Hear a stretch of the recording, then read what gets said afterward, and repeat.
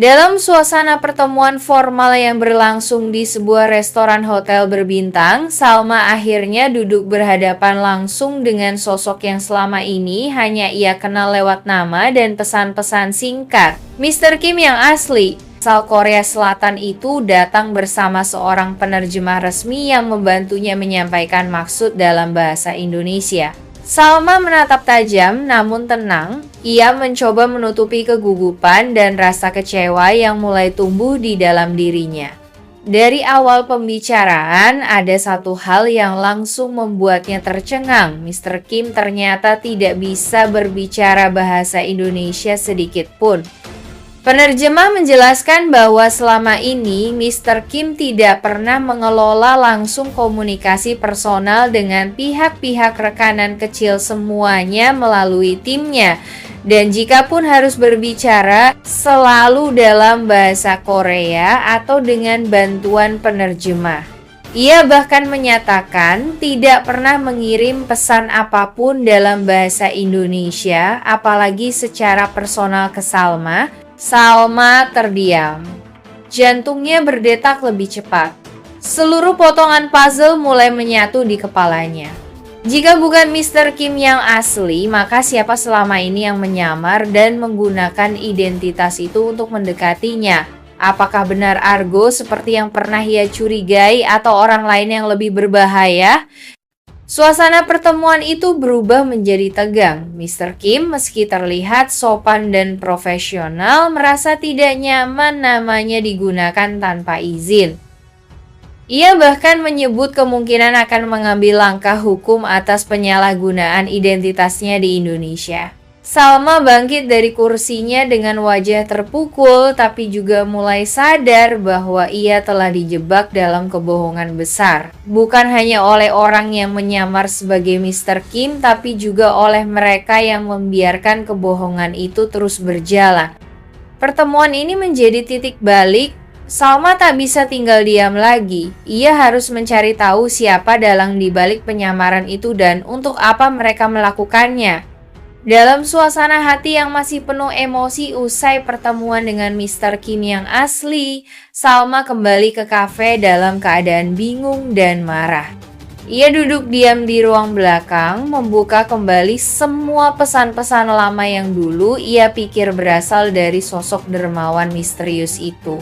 Kalimat-kalimat perhatian, dukungan moral, bahkan janji investasi semuanya ditulis dalam bahasa Indonesia yang sangat lancar. Dan saat itulah benaknya mengarah pada satu nama, Argo.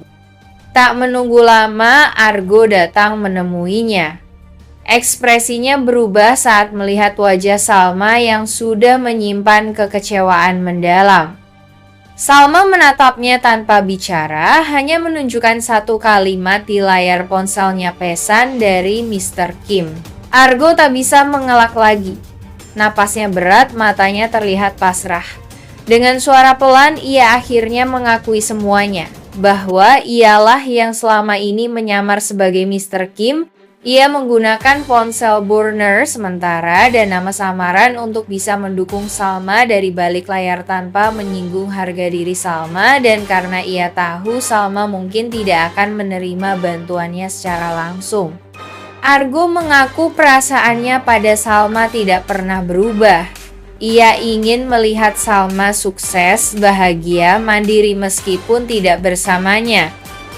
Dan identitas Mr. Kim adalah satu-satunya cara baginya untuk tetap berada di sisi Salma tanpa ditolak. Salma terdiam lama, ada campuran kemarahan, rasa dikhianati, dan rasa sedih. Ia kecewa, bukan hanya karena dibohongi, tapi karena Argo orang yang ia percaya memilih jalan manipulatif untuk membantunya.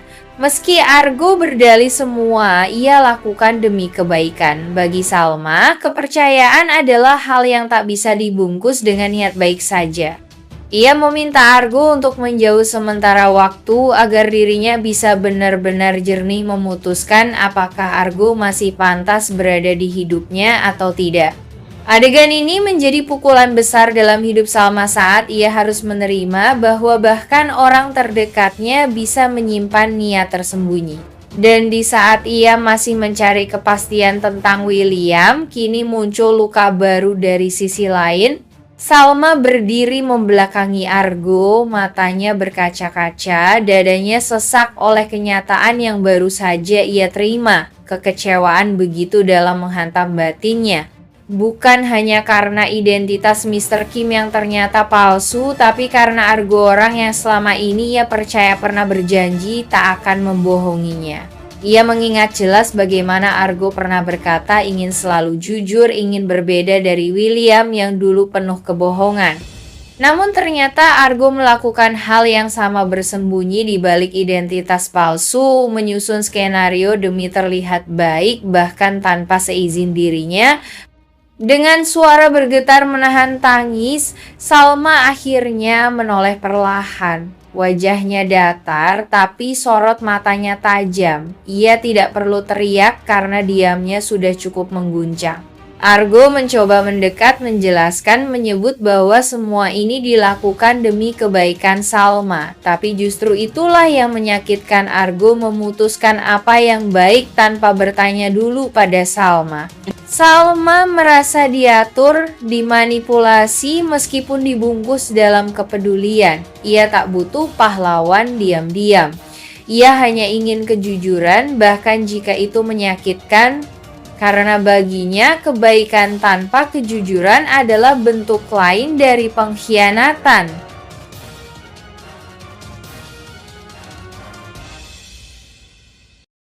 Yang membeku di antara syok dan kebingungan. Suster yang berjaga langsung mendekat, hendak menenangkan situasi, tapi Irish terus bicara sambil menatap tajam ke arah William. Ia menjelaskan bahwa malam sebelum ia dilarikan ke rumah sakit dalam kondisi koma, telah terjadi pertengkaran hebat antara dirinya dan William. Ada luka emosional dan fisik yang tak disangka berkembang menjadi insiden yang membahayakan nyawanya.